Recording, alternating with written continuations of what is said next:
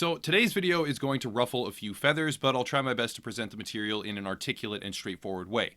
Recently, there was an instance where a League of Legends LCS team, ROX, received an official warning for banning all support players in a match against Vayvictis Esports, a team known for their all-female roster. The reason this is even a story is because there is a running sort of meme or joke that girls always play healers or supports. The same attitude can be seen in Overwatch, World of Warcraft, pretty much any online competitive game. And by banning all support players, ROX, I guess I'll call them, was accused of making a discriminatory joke that crossed the line and subsequently received an official warning. A lot of reactionary creators covered this story, citing the warning as absurd and offering up their opinion on this all-female team. The majority of criticism was leveled at Riot Games for issuing what some believe to be a ridiculous warning against a set of bans that did not in fact break any rules whatsoever. I would like to go deeper, however, and make the case that Vayvictis Esports should not be allowed to compete in the LCS at all. They have no business being present in the league and are subtracting a spot from a legitimate and deserving team. Here is where we need to take a pause though. As I am about to outline, this stance has absolutely nothing to do with the team's gender composition. This is going to be purely based on stats and general math. I will also attempt to highlight the fact that even if the intention of the bans was to simply make a political statement of some kind, which it very well may have been, it still has a rudimentary defense of plausible strategy.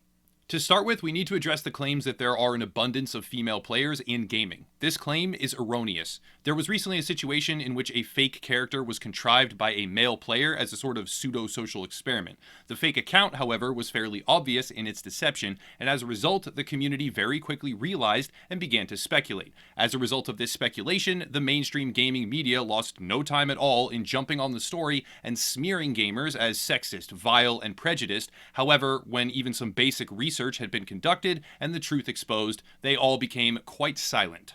Well, right around this time as well, articles began to cite a spread of statistics that proclaimed women to be a slim minority, if not even the majority of, quote, gamers, unquote. The stats range from 40-some-odd% female representation to upwards of 50+, but these numbers have no intellectually sound place in the discussion because they are based on entirely irrelevant sets of data.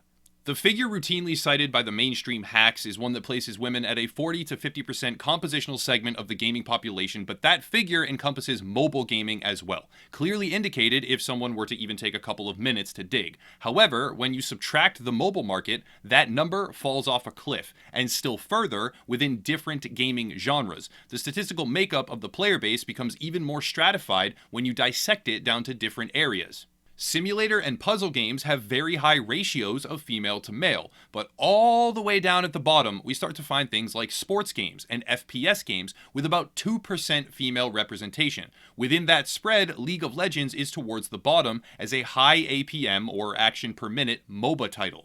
Once we accurately establish the reality that there is not even close to a 50-50 spread between male and female gamers in competitive titles, the idea that there could be a lower representation of female competitors is no longer something that can be projected as prejudicial or discriminatory. In fact, when considering the player field at an absolute extreme, which is what occurs as the pyramid of competition approaches its apex, it is not only possible for the statistical makeup of a few hundred pro players to be exclusively male, or near to it, it is highly probable that it will end up that way.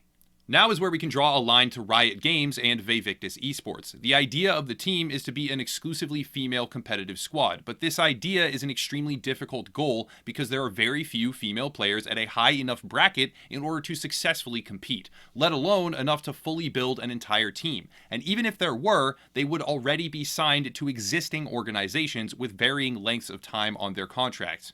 Since there was effectively no player pool to draw from at the challenger and truly competitive level, Vayvictis had to expand their search pattern and their criteria exponentially until they found enough players to fill a roster. And because of this wider bracket, they ended up building a team that has no chance to win and no place being there. In League of Legends, the divisions are broken down as follows: Iron, Bronze, Silver, Gold, Platinum, Diamond, Masters, Grandmasters, and finally Challenger. The Apex tier, or Challengers, is the bracket that most pro teams fill their roster from. You may also get Grandmaster players who specialize in one particular role, and I have not analyzed the entirety of the League of Legends LCS roster, but the vast majority of players are drawn from the Challenger or Grandmaster tiers. When you examine the Vayvictis Esports roster, at least the accounts that are accessible right now, I was unable to find the top laner, specifically Integration, at this time, but when examining the accounts we can see, the active representatives are as follows. Merau, and if I mispronounce these, I'm sorry for that, but I'll do my best. Merau, Diamond 3, Violet Fairy, Diamond 4, Triana, Diamond 1, Triggered, Platinum 1, and lastly, Ancote, Diamond 4. If there are discrepancies and I have searched the wrong accounts, I do apologize, but from these ID tags, most duplicates were either unranked, and thus I did not count them, or were inactive for over a year. So of all active accounts, it seemed quite clear that these are the solo queue stats for the Vayvictis team.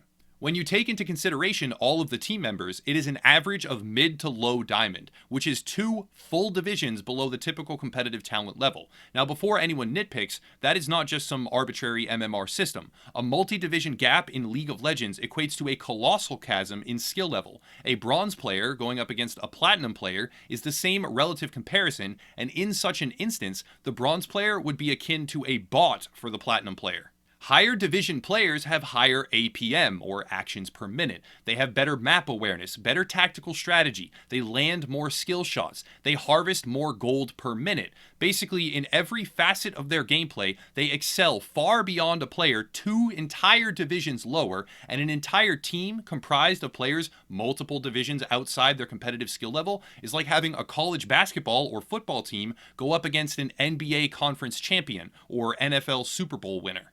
Now we need to shift gears, however, and examine the actual ban situation that resulted in the warning being issued. The idea was that the team was being discriminatory by banning certain champions against an all-female squad because it insinuated that they all play support or are somehow inferior, something like that. Now, if there was any other component to this, it would change things. If there were voice comm logs and it became clear that there was completely malicious intent behind these ban choices, it would be a considerable factor, but even then, they did not actually violate any rules, so it would be murky at best. But still, moving on, viewing this as a competitive game where the goal is to win, since it is, after all, a pro league, the idea of banning all support champions against this squad of female gamers has a rudimentary basis in strategy. If we examine the solo queue champion pool for Vayvictis, we can see that their jungler, Merau, routinely plays Nami, Rakan, Lulu, Braum, Janna, and a multitude of traditionally support classes.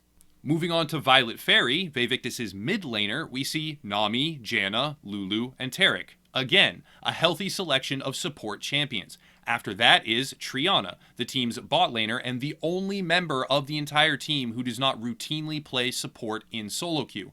We can skip over Triggered since support is Triggered's designated role in competitive play. And lastly is Ancote, again, Nami, Lulu, Janna, Karma, Zyra, and more, all support champions. With this in mind, it has been clearly established that the majority of Vayvictis' team plays support characters frequently, and a game like League of Legends has a large emphasis on skill being a function of playtime. So the strategy of banning a spread of champions that most of the enemy team has in their match history and has a decent win percentage while utilizing, it becomes increasingly clear that the ban picks have an actual root in legitimate strategy, not to mention the fact they literally did not break a single rule, and thus this entire situation should never have occurred. Vayvictis should not even be allowed in the LCS, not because of gender, not because of discrimination or prejudice, simply because of their skill level and associated stats. Vayvictis is a statement made by some far-off management group that wants to try and appeal to more female players, but is doing so at the expense of true and fair competition. If there was an official team of all female players that were challenger-tier competitors, this discussion would be entirely irrelevant because they would deserve to be there wholeheartedly. But as it stands, Vayvictis is preventing a legitimate competitor from having their moment in the spotlight. And for what? To fuel scandal? To make a point? Why is it all happening? I would argue it only serves to hurt the agenda that is clearly being pushed. The LCS management is attempting to enforce equality of outcome when equality of opportunity already fully exists. They are promoting a double standard and then disciplining teams for being uncomfortable with their blatant and thinly veiled agenda-driven goals. This kind of cheap tactic to score demographic political points is also not noble, or moral, or altruistic. It's a calculated attempt to wrangle a certain new fan base at the expense of their existing competitive scene. We don't let the kids playing t-ball go up against nationally ranked high school teams. It's not fun to watch, it's not fair to the kids, and if that t-ball team is subtracting from the real roster of deserving high school squads, well, it's damaging for a number of different reasons. That's it for today, though. Hopefully I've done an effective job laying out my case, because mainstream gaming news and upper-level management at a lot of these companies are pushing an agenda that is based on misused data and fueled by the claim that gamer culture is toxic, prejudiced, and discriminatory, when in reality the situation is far more complex, and there are verifiable reasons why the demographic composition of esports is the way it is. Pretending those reasons don't exist because my feelings and my inclusion is horribly detrimental to any industry that it seeps into. But yeah, that's enough. If you want to support the channel, check out the links down below. We have merchandise, various social communities, and some other stuff too, but I'll cut it there and I'll stop rambling. Thank you all for watching, and have a nice night.